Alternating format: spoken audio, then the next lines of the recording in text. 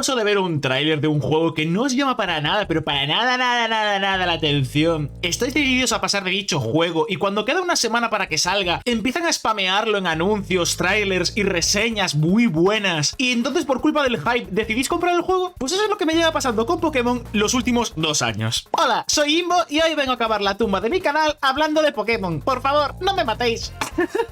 Pero bueno, que conste que lo habéis decidido vosotros, ¿vale? En fin, ¿qué es Pokémon? Pokémon es una franquicia que destaca por sus monstruos de bolsillo, o Pocket Monsters, o Pokémon, como quieras llamarlo. Surgió a manos de un japonés al que le gustaba cazar bichos y quiso crear un juego con el que transmitir la sensación de capturar monstruos amorfos y humanoides. Pokémon, una aventura en la cual tú eres un niño de 11-12 años que se introduce de lleno en un mundo en el que hay un montón de monstruos los cuales puedes ir capturando y formando un equipo definitivo. ¿Como en Inazuma Eleven? No, aquí solo se pueden usar 6. Sacaron el juego y el resto, bueno, el resto ya lo sabéis. Mucha fama, nuevos juegos, animes, spin-offs, juegos de cartas, merchandising. Maldito merchandising. ¡Ay, Dios mío! Todo está lleno de muñecos. Antes de que os pongáis a criticar lo que voy a decir, ¿vale? A continuación, voy a contaros cómo inicié en Pokémon. Yo inicié en Pokémon cuando era un imbo chiquito, ¿vale? Cuando tenía unos 7 o 8 años. Me regalaron la Game Boy con un pedazo de juego llamado Los Increíbles. Increíble juego. Me enseñó cómo funcionaba el L1 y el R1. La verdad me costó bastante pillarlo. Y un día fui a la casa de una amiga de mi madre y ella, al ver que sabía que jugaba a la Game Boy, me regaló un juego que había encontrado tirado por la carretera del pueblo.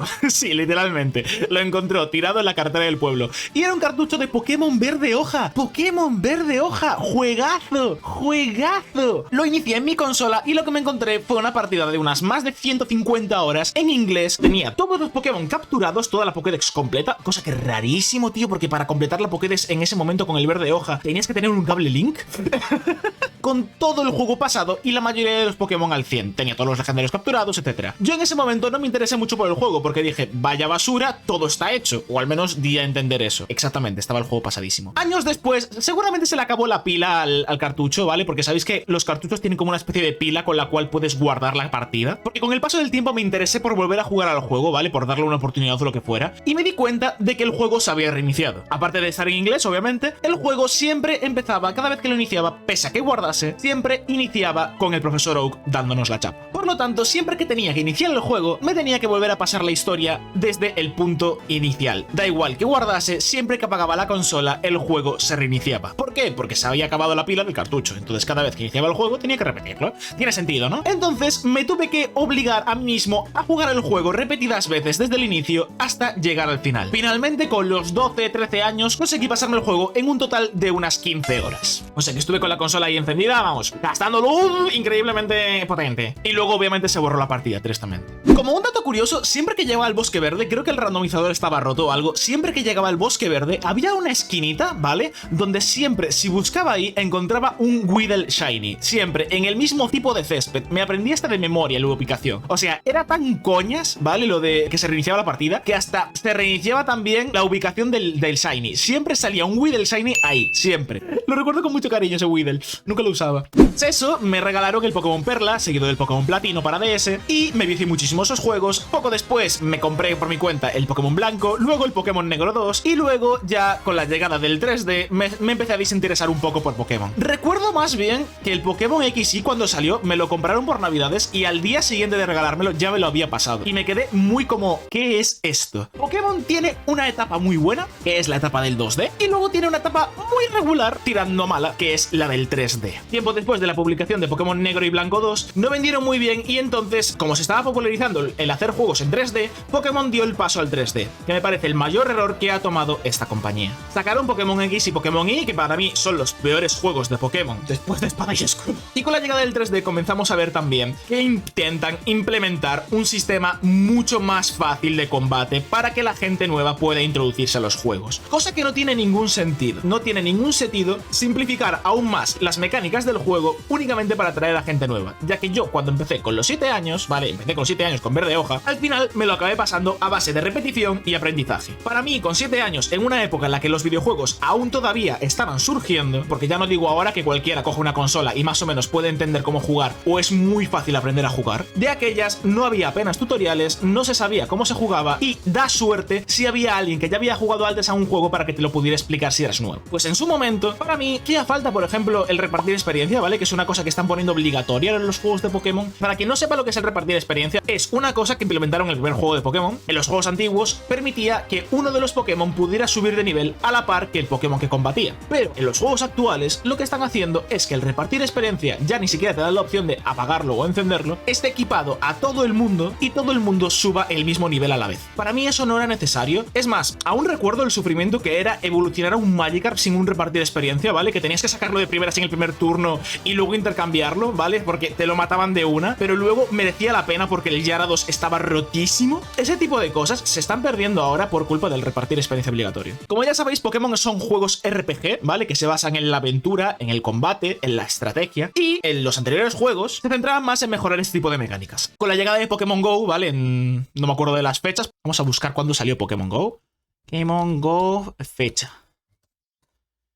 El 6 de julio de 2016, pero vamos a ver, ¿qué es esto?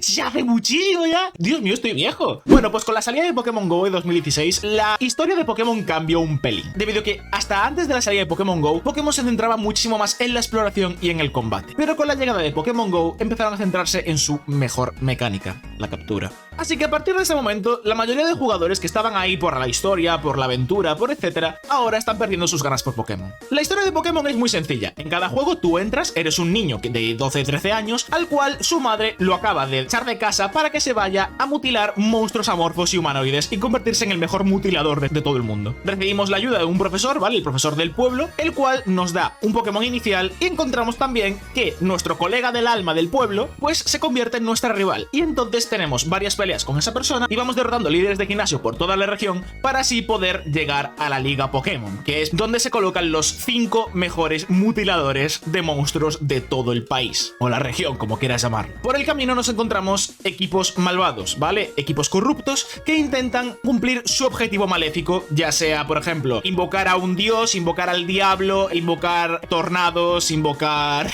terremotos, invocar sequías, inundaciones, etcétera. Bueno, un poco lo que viene a ser la historia de Pokémon, ¿no? Los 3 pilares de Pokémon son la captura, la exploración y el combate. Estos 3 pilares se complementan con los personajes principales, que son el rival, el cual es el primero y último que te incita a seguir con la historia. Lo hace muy bien en Pokémon Verde Hoja, ¿vale? Con Gary, que se convierte en el boss final del juego, ¿vale? Spoiler, pero bueno, ya deberéis de saberlo, salió como hace 30 años ese juego. Gary, desde el primer momento, ¿vale? El azul, se convierte en nuestro rival autoimplantado al inicio de la historia y se convierte en el enemigo final a la hora de llegar a la liga. También tenemos a los líderes de gimnasio, ¿vale? Que como ya he dicho, son la demostración de hasta dónde puede llegar el juego, de cómo tienes que idear tus tácticas. Y luego tenemos al equipo villano, que es un poco más para añadir un poco de historia y exploración al juego, darte un motivo más por llegar a algunas ciudades o llegar a algunos sitios. Y por último tenemos la prueba final, que es como por así decirlo el examen definitivo, que es la Liga Pokémon, en el cual tienes que demostrar que has aprendido todo lo que te han enseñado durante el juego. Por eso antes de la Liga Pokémon tenemos algo llamado Calle Victoria, en la cual tienes que demostrar, ahora ya no tanto, tienes que demostrar todo lo aprendido con un montón de entrenadores con equipos muy diversos. Tal y como decía antes, en los juegos 2D todo esto se presentaba de esta forma, pero en cuanto nos ponemos con el 3D, todas estas ideas que os acabo de plantear, que eran las bases de Pokémon, con la llegada de Pokémon X y Pokémon Y, pues se rompe un poco los esquemas. A partir de este momento, la Calle Victoria se fue distanciando cada vez más hasta llegar al punto de ya no existir, como ocurre ahora, que ahora, por ejemplo, en Pokémon Espada y Escudo y en Pokémon Escarlata, no hay Calle Victoria. La liga se vuelve algo muchísimo más sencillo, incluso ya ni siquiera se puede considerar que es una liga, es un combate contra 4 entrenadores que están un poco más fuertes que el resto y luego una persona extra. La exploración con cada juego que aparece, aunque fuera coñas, el último juego, aunque a pesar de ser mundo abierto, es de los que menos exploración tiene debido al simple hecho de que las ciudades están muertas, porque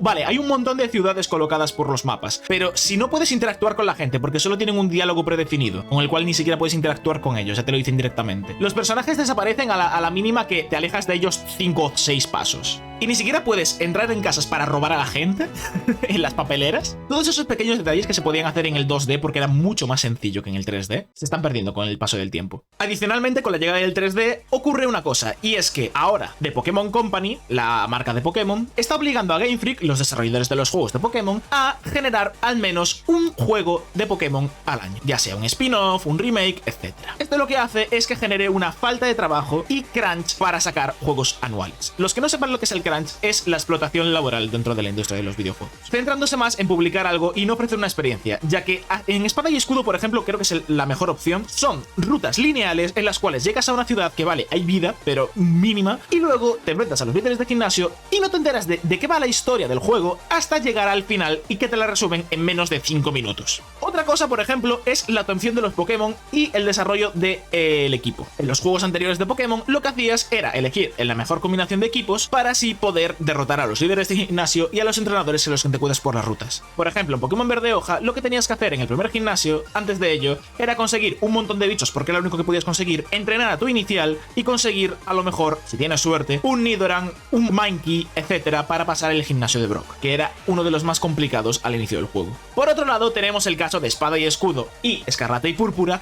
en los cuales, como el caso de Espada y Escudo, conseguí un Riolu antes del primer gimnasio. ¿Y sabes lo que eso significa?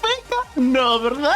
En Espada y Escudo metieron algo llamado las incursiones, donde puedes jugar con 4 personas, ¿vale? Contando como la cuarta, y te enfrentas a Pokémon aleatorios, los cuales puedes forzar, ¿vale? Puedes forzar mediante objetos, etcétera. Y cuando los derrotes, tienes la opción de capturarlos. Esto lo que hace es cargarse la randomización de aparición de Pokémon. Yo, por ejemplo, conseguí un Riolu antes del primer gimnasio, y a los 15 minutos, debido a que estas incursiones, cuando derrotas al Pokémon, te dan caramelos, a los 15 minutos ya tenía un Lucario nivel 40 antes de enfrentarme al primer gimnasio. Yo recuerdo que tenía un amigo, ¿vale? Tenía un amigo que se pasó en la zona inicial de Pokémon Espada el primer día todo el rato farmeando y llegó al primer gimnasio con un equipo con todos sus Pokémon al nivel 50. Es absurdo, no tiene ningún sentido. A ver, los Pokémon no le hacían caso debido a las medallas, ¿vale? Pero igualmente, es que es absurdo. O sea, era imbatible. Eso no se puede hacer, tío. Se carga la evolución del juego. Lo que va a hacer eso es que te chetes en el primer día y luego te pases el juego de corrello. Y a mí eso no me mola, gente, no me mola. Y luego llegamos a Pokémon Escarlata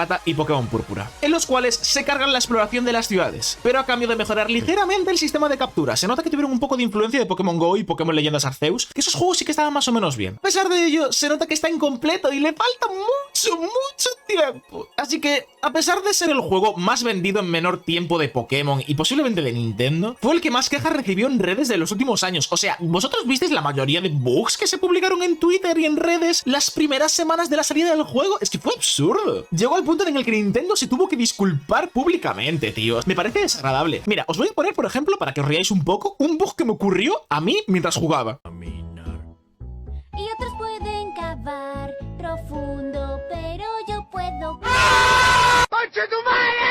¿Sabes qué es la coña? Que a pesar de todos los bugs y todos los problemas que tuvo, fue muy disfrutable el juego. Pokémon Escarlata y Púrpura me pareció un juego bastante disfrutable. Y sobre todo por la banda sonora. Dios, la banda sonora. Se nota que han contratado a Toby Fox para realizar la música del juego, tío. Es que, de verdad, creo que no está hecha por Toby Fox, pero se nota muchísimo cuál está hecha y cuál no. Ha habido un aumento de calidad increíble, a diferencia de Espada y Escudo, de verdad. Es que solo es pensar en lo emocionante que fue la parte del final, tío. La parte del final le da 1000 vueltas al resto del juego, ¿vale? La parte del final de Escarlata y Púrpura le da 1000 vueltas al resto del juego, tío, y es flipante. En fin, en resumidas cuentas, mi opinión sobre Pokémon es que tiene que volver al 2D o solucionar los problemas que tiene en 3D. Darle muchísimo más tiempo al desarrollo, no forzar el crunch y tratar de no infantilizar aún más los juegos. Porque yo cuando era pequeño, por ejemplo, en los juegos antiguos no me hacía falta el repartir experiencia, me tenía que apañármelas para disfrutar del juego por mi cuenta. Y para mí, por ejemplo, lo de poner el repartir experiencia en todos los Pokémon ahora obligatoriamente no me parece una buena opción. Bueno, sé que este vídeo ha sido un poquito más raro de lo normal, pero es que me cabrea mucho hablar de estas cosas porque Pokémon es una franquicia que me gusta mucho, pero vamos a dejarlo por aquí y ya haré otro vídeo de cómo cambiaría el juego de Escarlata y Púrpura en un futuro, ¿vale? Dicho esto, muchas gracias por pasaros por ver el vídeo, comentadme lo que queráis en los comentarios y si os interesa tenéis por aquí un vídeo hablando de Celeste que hice la semana pasada o por aquí otro vídeo que habla de las noticias más recientes de Inazuma Eleven. Muchas gracias por haberos pasado y adiós.